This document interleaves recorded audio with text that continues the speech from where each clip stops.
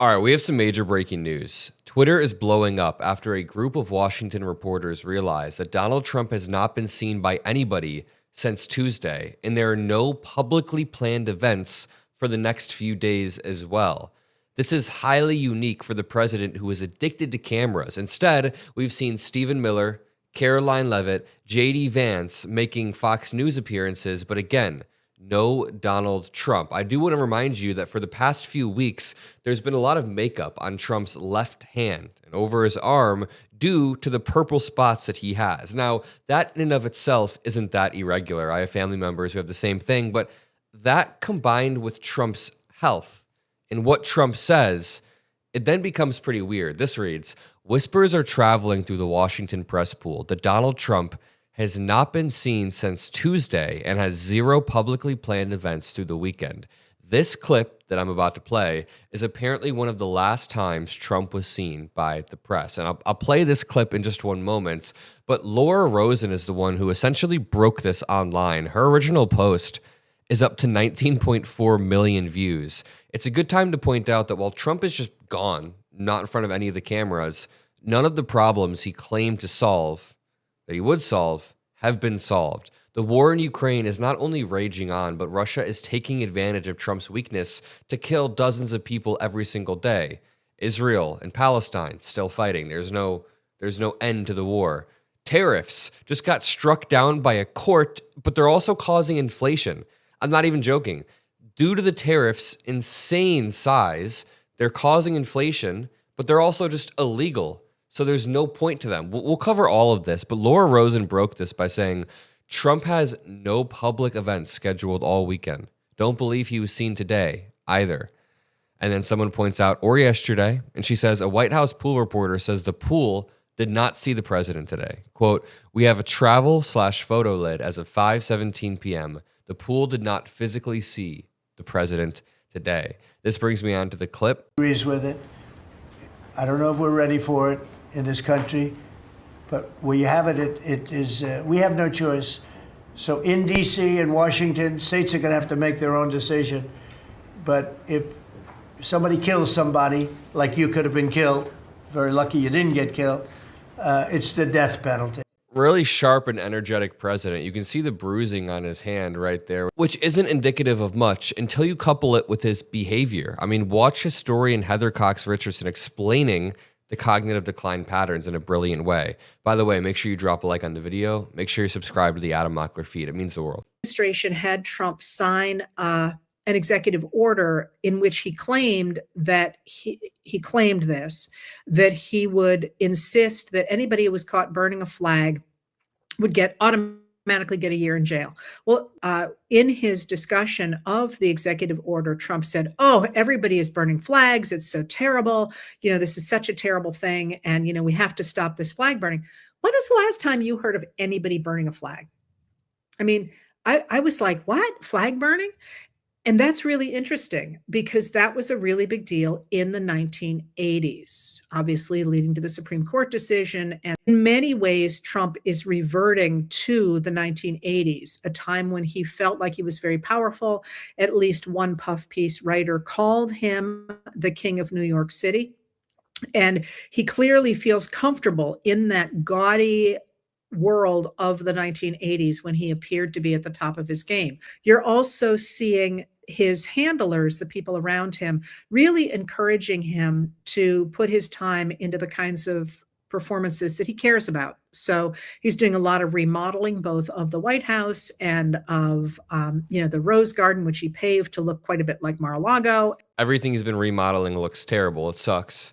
And the tariffs. Trump has been obsessed with tariffs since the 80s. It's been a pattern going back directly to the 80s. Also, he does this weird handshake thing where he yanks people's hand really hard. And that's something that they taught in these like 80s business classes. Not that I was there, I wasn't born yet, but I've read that in these 80s type business classes, something they would teach you is to be macho and to yank someone's arm. And Trump still does this. And has put in a sound system that is the same as the one at Mar-a-Lago or similar to it. So he can play DJ on his iPad. He's talked about getting rid of the East Wing of the White House and replacing it with this giant event space. We've seen him walking on the roof of the White House with an architect. Now he is talking about remodeling the Kennedy Center, and he's talking a lot about the different sort of landscaping things that he's going to do around Washington, D.C. I think it's a valid theory. I think you can also chalk it up to narcissism and delusions of grandeur and overall just power grabs.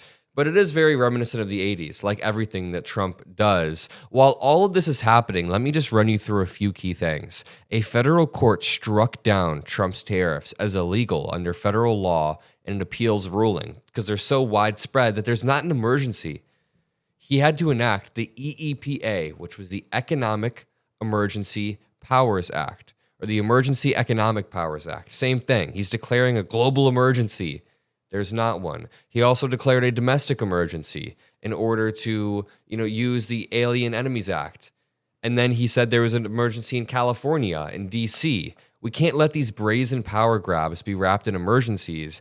And one thing that I want to make a video about as well is Denmark summoning a U.S. envoy over claims of interference in Greenland. There are new reports that the U.S. has been sending people over to Greenland to try to sow division between them in Denmark so the U.S. can make a move. We're going to cover all of this, but the point is, Trump is gone. This reads, "Where is Donald Trump? Concerns rise as POTUS goes missing from public view amid health speculation.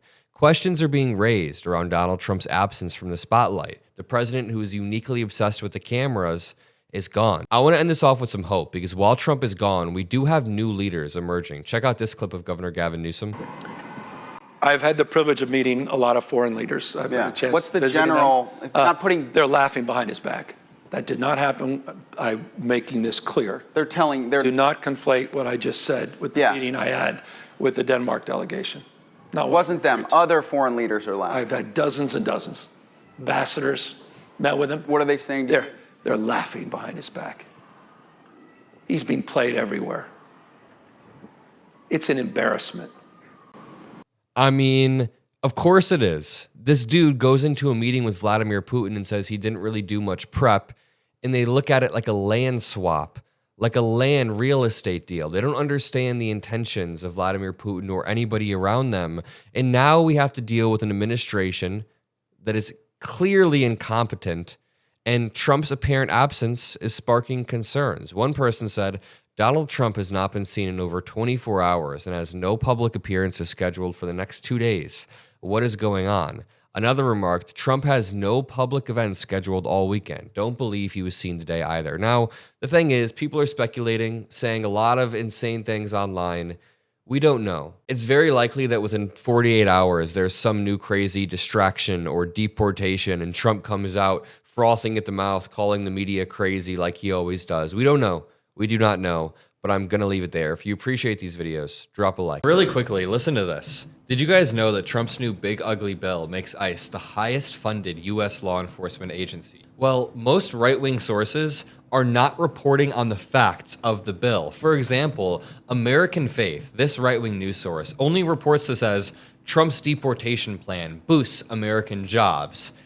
That's one way to put it when farmers are complaining about all of their workers disappearing, but other news sources that are more local actually report on the economic harm. So Arizona PBS reports Trump's mega bill immigration provisions could add $1 trillion to the national debt. Those are two completely different interpretations based on the biases of the news source. That's why I'm lucky to partner with Ground News. They make it so much easier to get perspective on these important stories by pulling all of the sources into one easy feed to show each source's political bias, their credibility, and the news that is not being covered. I mean, some news, like the one on screen, is being covered 56% by left-leaning sources and only 20% by right-leaning sources. So if you want a more thorough view, click the top link in the description to get 40% off the same Vantage plan I use. That is $5 a month for unlimited access by going to ground.news/am. The link will be right below the video. Just go click it right below or click the QR code on screen. I want to say thank you to Ground News and thank you to you.